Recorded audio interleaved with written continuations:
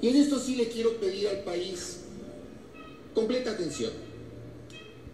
Hay dos normas paralelas que fueron dictadas con poca diferencia de tiempo una de la otra. La primera, que es la Ley de Medicina Prepagada, en cuyo veto el presidente de la República lo que dice es que si alguien que tiene un seguro médico privado entra en la red pública de salud y la red pública de salud le presta la atención de salud, el Estado, a través del IES o de la red pública, le hace el Ministerio de Salud, tiene el derecho a hacer efectiva la póliza de seguro privado del ciudadano que ha sido atendido en la red pública. Eso ya está en vigencia. Eso no es materia de esta ley. ¿Sí? ¿Qué es lo que trató esta ley? Esta ley trató la posibilidad de que sea el Instituto Ecuatoriano de Seguridad Social el que pueda cubrir lo que comúnmente se conoce como deducible. Es decir, una persona que tiene un contrato de medicina prepagada o un contrato de seguro de salud, que por circunstancias del accidente o por circunstancias de su propia voluntad decide entrar por el sistema de salud pública, le hace Instituto Ecuatoriano de Seguridad Social u hospitales públicos, perdón, y es derivada a un hospital privado, el Estado ecuatoriano a través del IES le cubre el deducible. ¿Por qué es necesaria hacer esta puntualización, señora presidenta y señores miembros de la Asamblea? Porque se ha armado un lío donde no hay lío.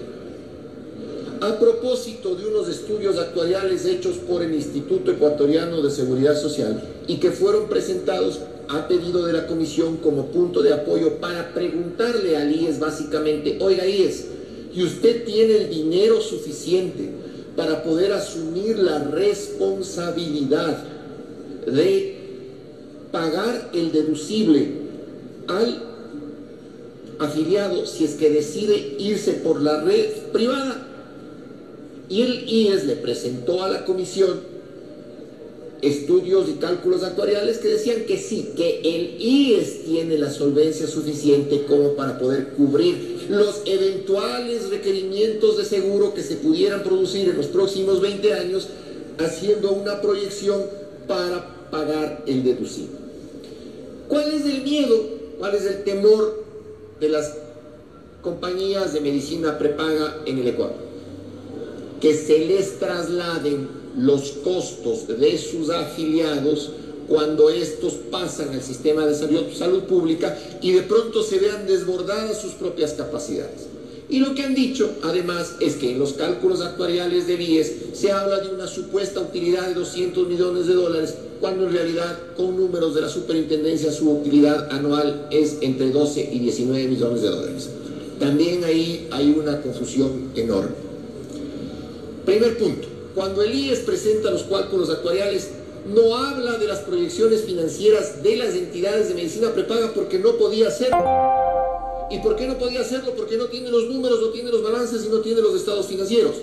Lo que se le preguntó al IES es, ¿usted en sus balances y en sus estados financieros tiene el dinero para asumir el pago del deducible? ¿Sí o no? Respuesta del IES, sí.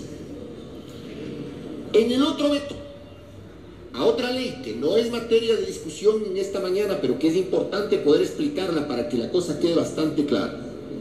Lo que dice la ley es, a ver, si usted que tiene un seguro de medicina prepagada decide atenderse en su seguro médico privado, no pasa nada, absolutamente nada. Usted va al servicio de salud privado, aplica su seguro, se aplican las normas contractuales, se revisa si está cubierto o no la enfermedad y se le paga. No ha pasado nada. ¿Cuándo hay variación? Hay variación en el momento en el que usted, teniendo el contrato de medicina prepagada suscrito, usted decide entrar al IES o o entrar al sistema de salud pública. Una persona que no tenga seguro de salud, la atención del IES corre de cuenta de sus aportes y en el Ministerio de Salud de la responsabilidad del Estado. Aquí se hablaba mucho del hecho de que el Estado estaría cobrando 2 veces.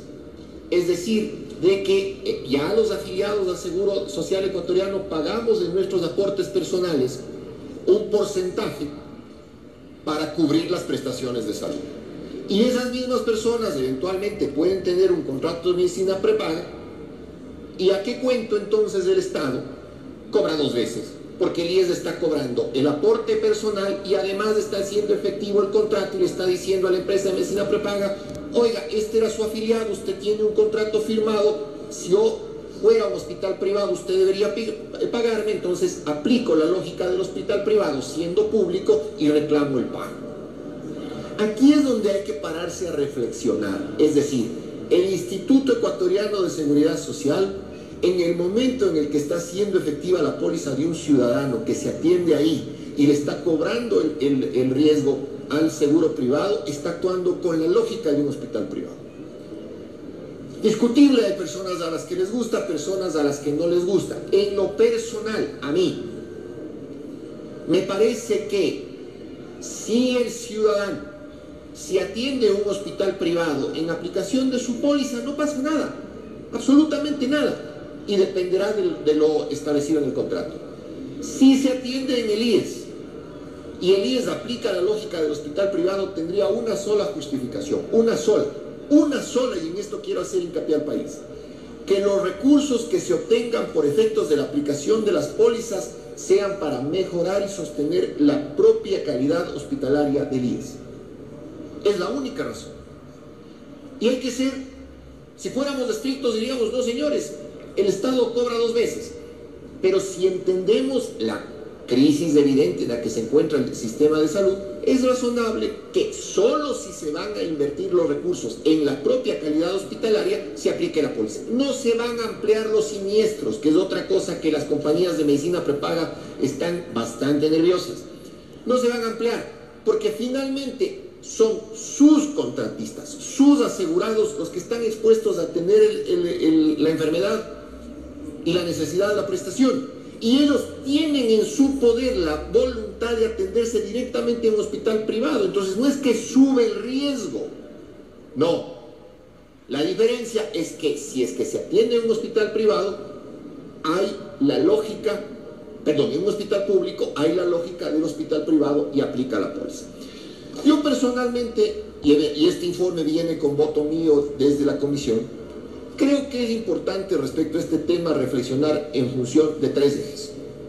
El primer eje es la necesaria depuración del sistema de medicina prepaga. Que se queden las más solventes, que se queden las que pueden efectivamente cubrir las coberturas que ofrecen a sus afiliados. Y para ello me parece que la ley de medicina prepaga tuvo los mecanismos suficientes como para empezar a fortalecer el sector.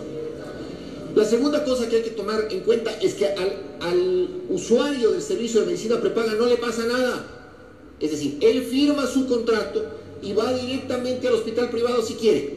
La variación está... Un minuto, gracias, presidenta. Si por alguna razón tiene que ir al IES o a un hospital público, si va al IES o al hospital público y el hospital público le deriva, el Estado le paga el deducible, beneficiado el afiliado.